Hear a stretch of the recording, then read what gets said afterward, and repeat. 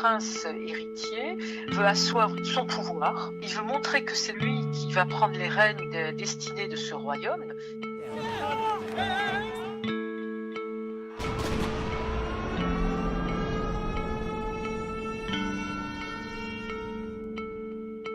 Aussi grande que la Bretagne, cette cité à la pointe de la technologie s'appelle Neom. Ces personnes qu'on appelle les Wahhabites construisent une ville de débauche sur la terre des prophètes.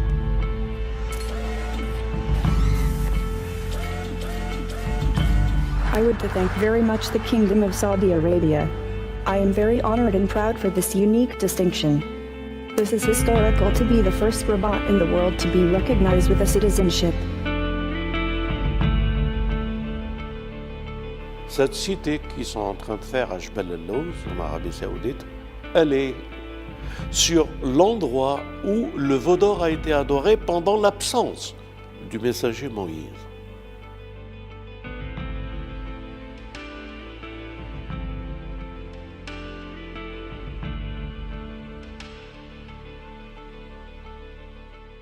Le sujet que nous allons aborder aujourd'hui ensemble, il est d'actualité. C'est un sujet bouleversant. Bouleversant parce qu'il se situe à travers une genèse et une histoire. Et que cette histoire, elle est biblique, coranique, évangélique, et qu'elle a des traces historiques. Une région bien déterminée.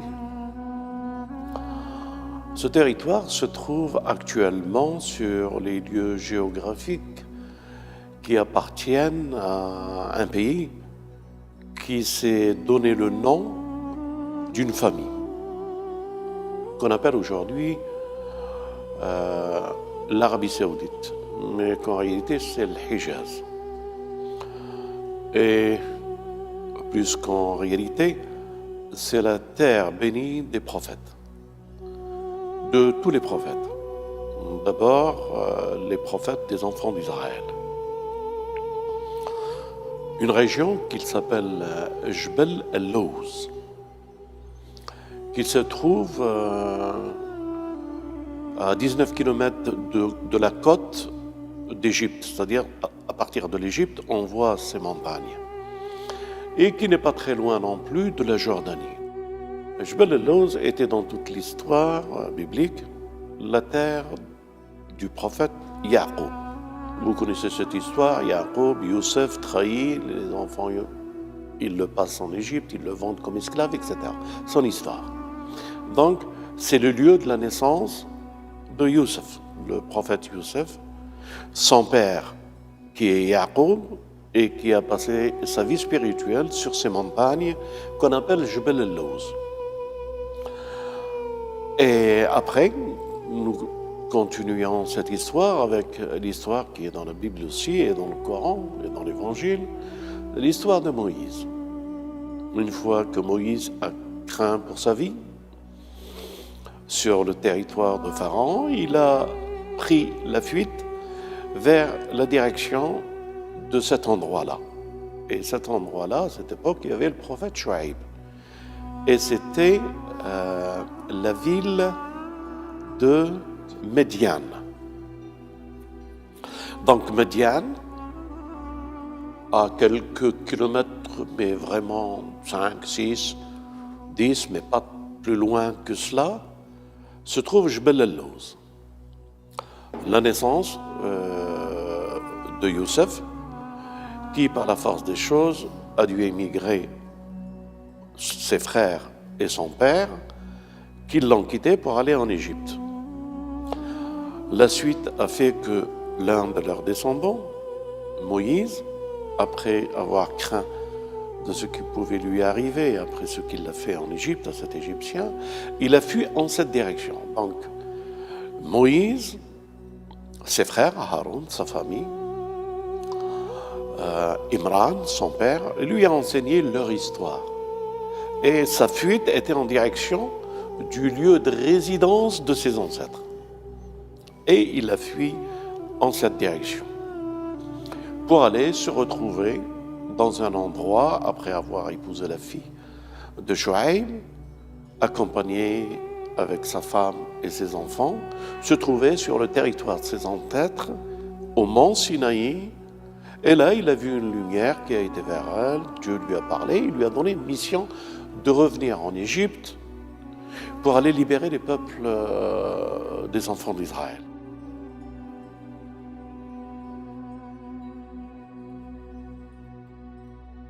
Cette histoire, vous ne pouvez la comprendre que si vous la suivez, qu'elle a un passé, présent, futur, qui est le présent pour nous aujourd'hui. Et cette histoire se déroule quelque chose aujourd'hui. Et c'est pour ça que je tiens à avertir. En somme, lorsque Moïse était avec les enfants d'Israël, les historiens ont cherché à comprendre par quelle voie il est passé et dans quelle montagne il a été pour recevoir la révélation. Alors, les histoires qu'ils nous ont racontées, et qui se racontent même aujourd'hui, que c'est des montagnes qui se situent en Égypte. Au mont Sainte-Catherine, il y a la montagne de Moïse, qu'aujourd'hui on appelle la montagne de Moïse. Et tout ça, ce n'est pas la réalité. La réalité, c'est que Moïse, la mer s'est ouverte où? Elle s'est ouverte à un endroit bien précis qui s'appelle Nouaïba en Égypte et qu'il y a 19 kilomètres en face qu'il y a un territoire qu'aujourd'hui on appelle l'Arabie Saoudite. La mer qui s'est ouverte et le peuple qui a traversé, le peuple des enfants d'Israël qui a traversé cette mer, c'est de Nouaïba, une petite ville en Égypte. Les preuves scientifiques, elles y sont aujourd'hui. Des archéologues qui ont découvert une roue en or dans la mer de Nouaïba et toute une armature qui fait laisser comprendre que la traversée de Pharaon était vraiment à cet endroit-là. Des preuves scientifiques et historiques que j'espère que le Sanzara vous les montrera. Et que moi-même, j'y étais avec 2 personnes à Nouaïba, cet endroit, pour voir cette traversée. Je suis inspiré par l'histoire. Je suis passionné par l'histoire des prophètes et j'aime bien marcher sur leurs traces pour comprendre dans quel lieu leur état, comment il a été. Et je peux vous dire que cette traversée des enfants d'Israël, cet endroit précis, Nouaïba, cette mer qui s'est ouverte, justement à Nouaïba, il y a un mont qui se soulève par rapport à la mer et que l'eau qui a dû disparaître, les enfants d'Israël ont pu traverser les 19 kilomètres qu'il leur restait. 19 kilomètres, retenez bien ça, pour traverser la mer et aller de l'autre côté. Ensemble, le voilà, Moïse, traversant la mer et allant de l'autre côté, avec les enfants d'Israël. Et l'histoire nous montre, c'est dans cette région qu'il est revenu, qu'il y a une histoire avec les prophètes et à un endroit bien précis que le Coran nous parle d'un endroit qui se situe et qu'il l'appelle Tawa. Enlève tes souliers, tu es sur le mont Tawa. Lorsque Moïse, durant le 2e voyage, et qu'il était absent pendant 40 jours, et retenez bien ça, il est revenu et il a trouvé les Banu Israël faisant un veau d'or par le Samaritain et l'adoraient prosterné d'une débauche, et ils prenaient du plaisir et ils passaient leur temps à la corruption et à la débauche à cet endroit avec un veau d'or. Les traces scientifiques sont encore aujourd'hui visibles. Quand on est à Nouaïba, il y a une grande colonne qui est pas très loin de la mer, qui était sur le bord de mer. C'est Salomon qui l'a mis pour signaler la traversée des enfants d'Israël à cet endroit. Et lorsqu'on arrive à l'autre endroit de la rive, qu'on appelle aujourd'hui l'Arabie Saoudite, il y avait le même pylône avec l'inscription, c'est à cet endroit que les enfants d'Israël ont traversé, écrit à l'époque de Salomon. Les Saoudiens se sont empressés de raser cela et l'ont remplacé par une plaque. Et qu'ils ont interdit cette zone à toute personne étrangère que par les services, leurs services, ou les Israéliens, ou les Américains, pour étudier cet endroit. Pourquoi je raconte cela? Et pourquoi je voudrais alerter l'opinion publique? Eh bien, parce qu'aujourd'hui, le fils de Salman, le roi,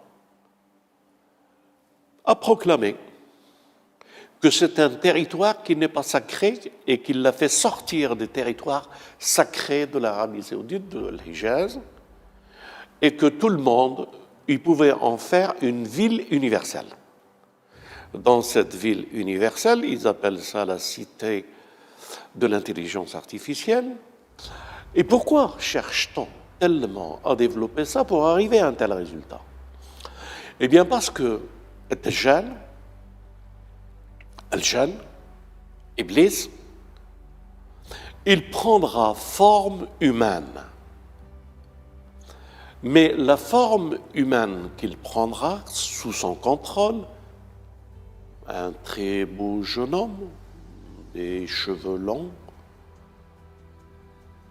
très beau dans l'apparence, agissant par des gestes et des paroles, en faisant tomber l'eau là où il veut, en tuant un être vivant, en le ressuscitant, en donnant les richesses et l'économie à propulsion à tous ceux qui se prosternent, en ramenant le mondialisme vers une seule élite, l'élite de ce qu'on appelle les Illuminatifs ou autres, les Francs ou autres, ou Bilderberg ou autres, ou les banques ou autres, ou les politiques ou autres, sous son contrôle. Le monde sera géré d'une telle manière, tout ce qu'ils leur proposeront, et les choix et les directions et la voie qu'ils devraient prendre, jusqu'à finir par prendre leur forme, qui ne peut pas être une forme, puisque le jeune ne peut pas être perçu, touché. Il peut toucher par un monde de vibrations, mais il ne peut pas toucher par le toucher, et il a besoin de l'humain pour le sens du toucher.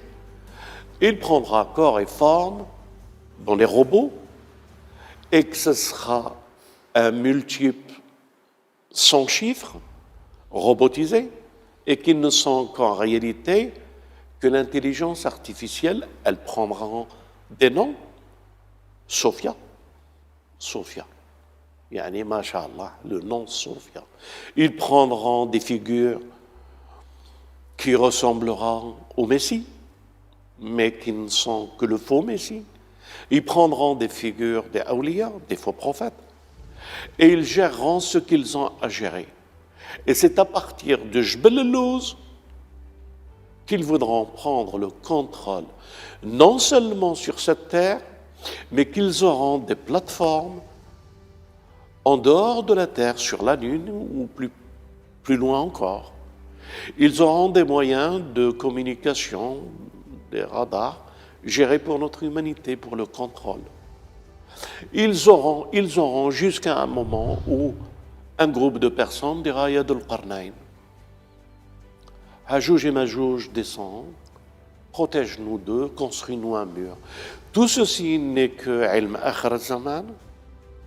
Il est impossible pour que sur cet endroit, avec l'histoire que nous avons et la genèse de cet endroit, qu'il n'y a pas une main qui va intervenir et que c'est le premier jalon de la disparition des wahhabis sionistes en Arabie saoudite. C'est ce que je suis en train de dire. Alors, à quoi s'attendrons-nous demain? Il est vrai que le Centre Zahra a annoncé déjà il y a 10 ans que 2018, ce sera le commencement du déclin du sionisme. Donc, nous sommes devant un événement qui va être un événement grandiose, que les fidèles doivent prier Dieu, quelle qu'il soit leur religion, pour intervenir et pour faire stopper ce délire du veau d'or, encore une deuxième fois, sur Jbel el-Lawz. Et comme pour nous dans le Coran, il est dit que les Banu Israël, les enfants d'Israël, les sionistes, ceux qui les suivront, seront hautains 2 fois et que la malédiction les frappera parce qu'il n'y aura pas de 3e fois. Nous sommes dans le début de cette période-là.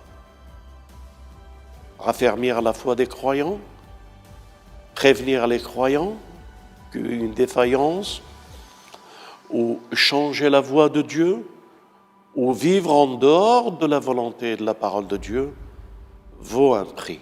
Lorsque cette ville deviendra la ville de Sophia, leur Sophia, et que les jeux et que la débauche et le veau d'or seront une 2e fois adorés, que la main de Dieu et son intervention à travers le Messie et le Mahdi et tous les hommes, l'Aouliya, vont intervenir. Walhamdulillahi Rabbil Alamin, wa salatu wa salam ala Muhammad wa ali Muhammad.